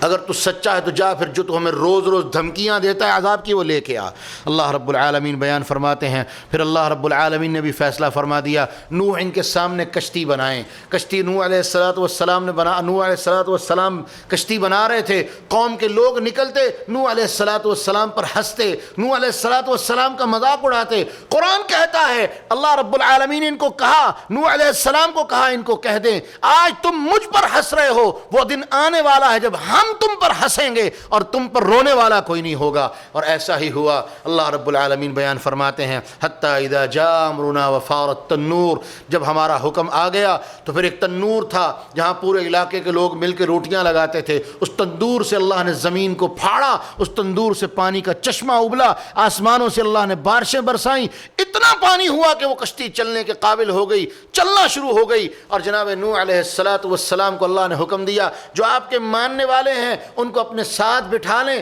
جوڑا جوڑا اس کشتی میں سوار کر لیں، اور اس کے بعد اعلان کر دیں جو اس کشتی میں سوار ہوگا وہ کامیاب ہو جائے گا، جو پیچھے رہ جائے گا وہ برباد ہو جائے گا۔ حتیٰ کہ نوح علیہ السلام کا بیٹا اور بیوی بھی، بیٹے کا ذکر تو اس جگہ پر اللہ رب العالمین نے فرمایا، نوح علیہ السلام نے بیٹے کو پکارا، او بیٹے آ جا کشتی میں سوار ہو جا، بیٹے اپنے آپ کو اللہ کے عذاب سے بچا لے۔ وہ کہنے لگا اب یہ پانی میرا کیا بگاڑے گا، میں پہاڑ پر چڑھ جاؤں گا، یہ پہاڑ میرے لیے ایک ڈھال کا کام دے گا۔ نوح علیہ السلام نے اس وقت کہا تھا میرا بیٹا آج صرف وہی بچے گا جسے اللہ بچائے گا، دنیا کی کوئی چیز آج اس کے کام نہیں آ سکے گی۔ اور قرآن کہتا ہے حال بینہم الموج فکان من المغرقین، اسی اسنا میں ایک موج آئی، وہ اللہ کے نبی کا بیٹا اللہ کے نبی کی آنکھوں کے سامنے اللہ کے عذاب میں غرق ہو گیا۔ نوح علیہ السلام کے دل میں شفقت پدری آئی، اپنی اولاد کی شفقت آئی، اللہ سے دعا کی ان ابنی من اہلی، اللہ میرا بیٹا ہے، میرا اہل ہے، میرے گھر والوں میں سے ہے۔ تو اللہ نے وعدے کہہ دیا انہ لیس من اہلک، نوح جو اللہ کی نافرمانی کرنے والا ہے وہ آپ کے اہل میں سے نہیں ہو سکتا، وہ آپ کی بیوی ہے یا بیٹا، کوئی بھی جو اللہ کی نافرمانی کرنے والا ہوگا ہم اس کو عذاب سے دوچار کریں گے۔ تو نوح علیہ السلام نے اللہ رب العالمین سے فوراً معافی مانگی، اللہ تم مجھے معاف کر دے کہ میں نے تجھ سے ایسا سوال کیا جس کا علم میرے پاس نہیں تھا، اللہ میں نہیں چاہتا کہ میں بھی ان جاہلوں جیسا ہو جاؤں جن کے اوپر تیرا عذاب نازل ہو گیا، اللہ تم مجھے اپنے عذاب سے محفوظ فرما دینا، اور اللہ اپنی رحمتوں کا معاملہ فرما کے مجھے معاف فرما دینا۔ اس کے بعد اللہ رب العالمین فرماتے ہیں تلک من انباء الغیب نوحیہا الیک ما كنت تعلمها انت ولا قومك من قبل هذا۔ اے محمد صلی اللہ علیہ وسلم، یہ غیب کی خبریں ہیں جو ہم آپ کی طرف کر رہے ہیں، آپ اور آپ کی قوم میں سے کوئی بھی ان خبروں کے بارے میں نہیں جانتا تھا، ہم ان خبروں کو آپ کو بیان کر رہے ہیں اور آپ کو سنا رہے ہیں۔ اس کے بعد اللہ رب العالمین بیان فرماتے ہیں وَإِلَىٰ عَادٍ أَخَاهُمْ هُودًا، اس کے بعد اللہ فرماتے ہیں ہم نے قوم عاد کی طرف ان کے بھائی ہود علیہ السلام کو بھیجا، قال یا قوم اعبدوا اللہ ما لکم من الہ غیرہ، قوم اے لوگو تمہیں کیا ہے، تم اللہ کے علاوہ کسی اور کی پوجا اور عبادت کیوں کرتے ہو؟ تمہارے لیے اللہ کے علاوہ کوئی دوسرا کیوں الہ ہو سکتا ہے؟ کیسے الہ ہو سکتا ہے؟ ان انتم الا مفترون، یہ قوم اللہ کے ساتھ شرک کرنے والی تھی، قوم نوح بھی اللہ کے ساتھ شرک کرنے والی تھی، سب سے پہلے قوم نوح ہی میں شرک بت پرستی کا آغاز ہوا، قوم ہود بھی اسی بیماری کا شکار تھی۔ اللہ رب العالمین بیان فرماتے ہیں جب قوم جناب ہود علیہ السلام نے قوم عاد کو اپنی قوم کو جب سمجھایا بجھایا اللہ کی دعوت دی، انہوں نے ماننے سے انکار کیا تو انہوں نے بھی دھمکی دے دی، قالوا یا ہود ما جئتنا ببینہ وما نحن بتارکی آلہتنا، اے ہود جا جو تو نشانیاں کہتا ہے وہ لے کے آ، ما نحن بتارکی آلہتنا، ہم اپنے خداؤں کو اور اپنے معبودوں کو چھوڑنے والے نہیں ہیں۔ تو اللہ رب العالمین نے اعلان فرما دیا کہ ہم نے ان کے اوپر پھر عذاب بھیجا، ولما جاء امرنا نجینا ہودا، جب ہمارا حکم آیا ہم نے ہود کو نجات دے دی، اور اس کے ساتھ والذین آمنوا معه برحمت منا، اپنی رحمت کا معاملہ فرماتے ہوئے ہود علیہ السلام کو اور ان کے ساتھیوں کو جو ایمان لانے والے تھے ہم نے ان کو نجات دے دی، ونجیناہم من عذاب غلیظ، اور ایک انتہائی غلیظ قسم کے اور سخت قسم کے عذاب سے ہم نے ان کو بچا لیا۔ اس کے بعد اللہ رب العالمین بیان فرماتے ہیں وَإِلَىٰ ثَمُودَ أَخَاهُمْ صَالِحًا، ہم نے اس کے بعد جناب صالح علیہ السلام کو قوم ثمود کی طرف بھیجا، اور یہ ساری چیزیں ذرا نوٹ کرتے جائیں معزز ناظرین کرام کہ اللہ رب العالمین یہاں وعدے فرما رہے ہیں وَإِلَىٰ ثَمُودَ أَخَاهُمْ وَإِلَىٰ عَادٍ أَخَاهُمْ، انبیاء علیہم السلام اخو القوم ہوتے ہیں، قوم ہی سے ہوتے ہیں، قوم کے اندر سے ہی ہوتے ہیں، ان کا حسب نسب ہوتا ہے، ان کا ایک قبیلہ ہوتا ہے، ایک کنبہ ہوتا ہے، وہ انسانوں جیسے انسان ہوتے ہیں، لیکن اللہ رب العالمین ان کے دل کو جانتا ہے، ان کے تقوی کو جانتا ہے، اور اسی وجہ سے اللہ رب العالمین ان کو اپنی رسالت کے لیے چن لیتا ہے۔ اور یہی چیز جناب محمد الرسول اللہ صلی اللہ علیہ وسلم کے بارے میں ہے۔ وَإِلَىٰ ثَمُودَ أَخَاهُمْ صَالِحًا، ہم نے قوم صالح کی طرف ان کے بھائی سمود کو بھیجا، قَالَ يَا قَوْمِ اعْبُدُوا اللَّهَ مَا لَكُم مِّنْ إِلَٰهٍ غَيْرُهُ، کیا بات ہے اے میری قوم، تم اللہ کے علاوہ کیوں کسی اور کو معبود بناتے ہو جبکہ اللہ کے علاوہ کوئی بھی معبود نہیں ہے؟ هُوَ أَنشَأَكُم مِّنَ الْأَرْضِ، وہی اللہ ہے جس نے تمہیں اس زمین سے پیدا کیا ہے، وَاسْتَعْمَرَكُم فِيهَا، اور اس نے تمہیں زمین میں آباد کیا ہے، فَاسْتَغْفِرُوا ثُمَّ تُوبُوا إِلَيْهِ، اپنے اس گناہ سے اللہ سے استغفار کرو، توبہ کرو، إِنَّ رَبِّي قَرِيبٌ مُجِيبٌ، اللہ تمہیں معاف کر دینے والا ہے۔ اس قوم نے بھی انکار کر دیا، نشانی کا مطالبہ کیا، اللہ نے نشانی دے دی، انہوں نے اس نشانی کو بھی اللہ کی دی ہوئی عطا کردہ اس خاص نشانی کو بھی انہوں نے ان کی ٹانگیں کاٹ دی، اس اونٹنی کی ٹانگوں کو کاٹ دیا، اور جناب صالح علیہ السلام کو کہا اب جا اپنے جو اللہ کی طرف سے جس عذاب کی ہمیں باتیں سناتا ہے وہ عذاب لے کے آ، تو قرآن کہتا ہے فعقروها، انہوں نے اس کی ٹانگیں کاٹ دی، تو جناب صالح علیہ السلام نے فرمایا فتمتعوا فی دارکم 3 ایام، صرف 3 دن تک تمہیں مہلت دے دی گئی ہے، اپنے گھروں میں جتنا انجوائے کر سکتے ہو کر لو، جو کر سکتے ہو کر لو، ذالک وعد غیر مکذوب، یہ ایسا وعدہ ہے جس کو جھٹلایا نہیں جا سکتا۔ فلما جاء امرنا نجینا صالحا، جب اللہ کا حکم آیا تو اللہ فرماتے ہم نے صالح کو اور ان کے ساتھیوں کو جو ایمان والے تھے اپنی رحمت کا معاملہ فرماتے ہوئے اور اس دن عذاب والی ذلت اور رسوائی سے اللہ رب العالمین فرماتے ہیں ہم نے محفوظ فرما دیا۔ اس کے بعد اللہ رب العالمین فرماتے ہیں وَلَقَدْ جَاءَتْ رُسُلُنَا إِبْرَاهِيمَ بِالْبُشْرَى، اصل میں یہ ابراہیم علیہ السلام کا ذکر جناب لوط علیہ السلام کے ذکر کے ساتھ جڑا ہوا ہے۔ وہی فرشتے جو لوط علیہ السلام کی طرف اللہ نے بھیجے تھے وہ پہلے ابراہیم علیہ السلام کے پاس آئے تھے، اور کیا لینے آئے تھے؟ انہوں نے آ کے ابراہیم علیہ السلام کو بیٹے کی خوشخبری دی کہ اللہ آپ کو بیٹا دے گا۔ تو سیدنا ابراہیم علیہ السلام نے،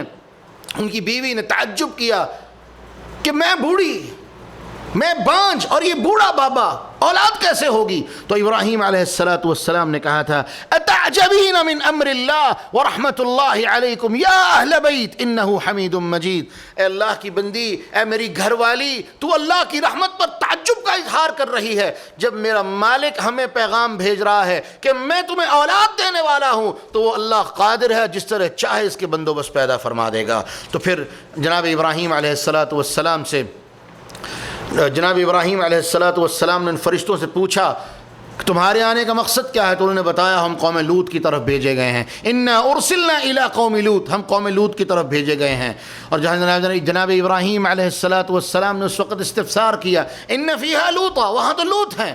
تو اللہ رب العالمین نے ان فرشتوں کی زبانی یہ پیغام ابراہیم علیہ السلام کو دیا کہ لننجینہ واہلہ الا امرأتہ، ہم لوط کو اور اس کی بیوی کو اللہ کے حکم سے، لوط کو اور ان کے ماننے والوں کو سوائے لوط علیہ السلام کی بیوی کے ہم وہاں سے نکال لیں گے۔ ان کو اللہ نے نجات دینے کا فیصلہ کر لیا ہے اور باقی قوم کو اللہ نے عذاب دینے کا فیصلہ کر لیا ہے۔ یہاں تک کہ جب وہ فرشتے انسانی شکل میں قوم لوط میں آئے، اور یہ قوم لوط کو بیماری یہ تھی کہ عورتوں کو چھوڑ کے، اللہ کی بنائی ہوئی فطرت کو چھوڑ کے غیر فطری طریقہ مردوں کے ساتھ اپنی لذت کو پورا کرتے تھے، مردوں کے ساتھ اپنے اس تعلق اور بدفعلی کو قائم کرتے تھے۔ یہ اتنی بڑی غلاظت تھی کہ وہ کہتے تھے ہمیں عورتوں کی حاجت نہیں، ہم اپنی حاجت کو مردوں سے پورا کرنے والے ہیں۔ انبیاء علیہم السلام اپنی قوم میں عزت دار لوگ ہوتے ہیں۔ وہ فرشتے جب انسانی شکل میں لوط علیہ السلام کے گھر گئے، اس بڑی خوبصورت شکلوں والے تھے، پوری قوم لوط علیہ السلام کو ذلیل کرنے کے لیے ان کے دروازے پہ آ کے کھڑی ہو جاتی ہے۔ کس لیے؟ کہ فرشتوں کو ان آنے والے مہمانوں کو ہمارے سپرد کرو، ہم ان سے فائدہ اٹھائیں، بدفعلی کریں۔ تو جناب لوط علیہ السلام نے ان کو دروازے پہ کھڑے ہو کے کہا تھا او اللہ کے بندو الا تخذونی فی ضیفی، مجھے میرے مہمانوں کے سامنے ذلیل نہ کرو، مجھے میری توہین میرے مہمانوں کے سامنے نہ کرو۔ الیس منکم رجل رشید، کوئی تم نے عقل والا آدمی نہیں ہے؟ تو فرشتوں نے اس وقت لوط علیہ السلام کو کہا آپ کو پریشان ہونے کی ضرورت نہیں، ہم اللہ کی طرف سے فرشتے ہیں، آج ان کا یوم حساب ہے، آپ رات کو اپنے ساتھیوں کو لے کے اور گھر والوں کو لے کے اس بستی کو چھوڑ کے چلے جائیں، آپ کی بیوی بھی آپ کے ساتھ جائے گی، لیکن اللہ نے اس کا فیصلہ فرما دیا ہے، وہ کیا کہ جو پلٹ کے دیکھے گا وہ بھی ان کے ساتھ شامل کر دیا جائے گا۔ لوط علیہ السلام رات کو نکلے، جب اللہ رب العالمین نے قوم لوط کو عذاب دینے کا فیصلہ کیا تو لوط علیہ السلام کو منع کیا گیا تھا تم نے مڑ کے نہیں دیکھنا، کسی نے بھی مڑ کے نہیں دیکھنا، جو مڑ کے دیکھے گا وہ بھی ان کے ساتھ ہوگا۔ لوط علیہ السلام کی بیوی نے مڑ کے دیکھا، وہ بھی ان کے ساتھ ہو گئی، اور کائنات میں اس سے بدترین سزا کسی قوم کو نہیں ملی۔ فرشتوں نے اس بستی کو اپنے پروں پہ اٹھایا، اتنی اونچی لے گئے کہ آسمان والوں نے، آسمان کی مخلوقوں نے اس بستی کی چیخ اور پکار کو سنا۔ اللہ رب العالمین نے اس بستی کو وہاں سے الٹانے کا حکم دیا، الٹا کے زمین پہ دے مارا گیا۔ فَأَمْطَرْنَا عَلَيْهِمْ مَطَرًا، اور آسمان سے اللہ نے پتھروں کی بارش نازل فرمائی، اور وہ پتھر ایک راکٹ کی طرح آ کے قوم کے ایک ایک شخص کے سر میں لگتے تھے، اور اللہ رب العالمین نے اس قوم کو قیامت تک کے لیے اردن میں موجود بحر مردار کی شکل میں قیامت تک کے لیے اللہ نے ان کو نشان عبرت بنا دیا ہے۔ اس کے بعد اللہ رب العالمین بیان فرماتے ہیں، اور آج کے ہمارے سبق کا آخری قصہ سیدنا شعیب علیہ السلام کا، قوم مدین کی طرف ان کو بھیجا۔ اس قوم کی بیماری یہ تھی کہ یہ قوم ناپ تول میں کمی کرتی تھی اور اللہ کے ساتھ شرک کرتی تھی، تو جناب شعیب علیہ السلام نے ان کو سمجھایا۔ جناب شعیب نیک آدمی تھی، قوم ان کی نیکی کا اعتراف کرتی تھی، قوم ان کی نیکی کو مانتی تھی، لیکن جب جناب شعیب علیہ السلام ان کو روکتے تھے تو یہ کہتے تھے اصلاتک تأمرک، شعیب یہ تو نمازیں جو پڑھتا ہے کیا تجھے اس بات کا حکم دیتی ہیں ان نترک ما یعبد آباؤنا او ان نفعل فی اموالنا ما نشاء، کہ ہم اس چیز کو چھوڑ دے جو ہمارے بڑے کرتے رہے ہیں اور ہم اپنے مالوں کے بارے میں جو چاہیں ہم کریں؟ کیا تو یہ تیری نمازیں اس بات کا تجھے حکم دیتی ہیں کہ تو آ کے ہمیں یہ سمجھائے کہ ہم یہ کام چھوڑ دیں؟ ہم ان کو چھوڑنے والا نہیں ہیں، جا تو نے جو کرنا ہے کر لے۔ جناب شعیب علیہ السلام کہتے تھے لوگوں جان لو میں تو تمہاری صرف اصلاح چاہتا ہوں، میں تمہاری بہتری چاہتا ہوں، اور میری بہتری میں جو توفیق میرا اللہ مجھے عطا کرتا ہے میں اسی ذریعے سے تمہاری بہتری چاہتا ہوں، میرا اپنا تو کوئی کمال نہیں ہے۔ یہاں تک کہ پھر اللہ رب العالمین نے فیصلہ فرما دیا۔ جب اللہ رب العالمین نے ان کے عذاب کا فیصلہ فرمایا تو جناب صالح علیہ السلام نے ان کو پھر سمجھایا اور ان کو یہ بھی کہا استغفروا ربکم ثم توبوا الیہ، اللہ سے استغفار کرو، اللہ سے ڈر جاؤ، باز آ جاؤ، لیکن وہ باز نہ آئے۔ تو جناب شعیب علیہ السلام نے پھر اعلان فرما دیا فسوف تعلمون من یأتیہ عذاب یخزیہ ومن ہوا کاذب، لوگوں اور تم مجھے جھٹلاتے ہو اور خود کو سچا ثابت کرتے ہو تو جان لو ان قریب اللہ کا عذاب آنے والا ہے، وہ اس بات کا فیصلہ کر دے گا کہ کون ذلیل ہونے والا ہے اور کون اس عذاب کے اندر جھوٹا ہونے کی وجہ سے سزا کا حقدار ٹھہرے گا۔ تو اللہ رب العالمین بیان فرماتے ہیں فلما جاء امرنا نجینا شعیبا، جب ہمارا حکم آیا ہم نے شعیب کو نجات دے دی اور شعیب کے ماننے والے ہر ساتھی کو نجات دے دی، اور یہ سب کا سب ہماری رحمت کی وجہ سے تھا۔ ہم نے اپنی رحمت کا معاملہ فرماتے ہوئے ان کے ساتھ یہ معاملہ کیا، اور اس کے بعد جتنی قوم تھی اللہ فرماتے ہیں ہم نے ان کو تباہ و برباد کر دیا۔ تو معزز ناظرین کرام، یہاں تک قوم شعیب علیہ السلام کا قصہ پورا ہوا۔ جیسے میں نے شروع میں عرض کیا یہ انتہائی اختصار کے ساتھ، یہ سمجھ لے 100 میں سے 1% بھی نہیں ہے، اور جیسے میں نے آپ کے سامنے عرض کیا کہ انشاءاللہ عنقریب قصص الانبیاء، اور اس میں ہماری کوشش ہوگی کہ ہم مستند اور آتھینٹک چیزیں اس کے اندر لے کے آئیں۔ ایک سلسلہ آپ کی خدمت میں عنقریب رمضان کے بعد انشاءاللہ نشر کیا جائے گا، تب تک کے لیے اسی اختصار پر ہی اکتفا ہے۔ لیکن اختصار کے اندر جو باتیں ضروری تھی کہ نبی کس بات کی دعوت لے کے آئے اور قوم کون سا کام کرنے والی تھی، کس کام سے روکنے کے لیے اللہ نے نبی کو مبعوث کیا، وہ آپ کے سامنے ہم نے واضح کر دیا۔ اس کے بعد سورہ ہود کے اندر صرف 2 چیزیں باقی ہیں، قوم موسیٰ علیہ السلام کا تھوڑا سا ذکر ہے، اور اس کے بعد آخر پر اللہ رب العالمین نے اپنے رسول جناب محمد الرسول اللہ صلی اللہ علیہ وسلم کو اور آپ کی امت کو کچھ نصیحتیں فرمائی ہیں جس پر اس سورت کا اختتام ہوگا۔ اللہ نے زندگی دی تو اس سورت کا اختتام ہم کل کریں گے۔ اللہ سے دعا ہے اللہ ہمارا سننا سنانا اپنی بارگاہ میں قبول فرمائے۔ وآخر دعوانا ان الحمد للہ رب العالمین۔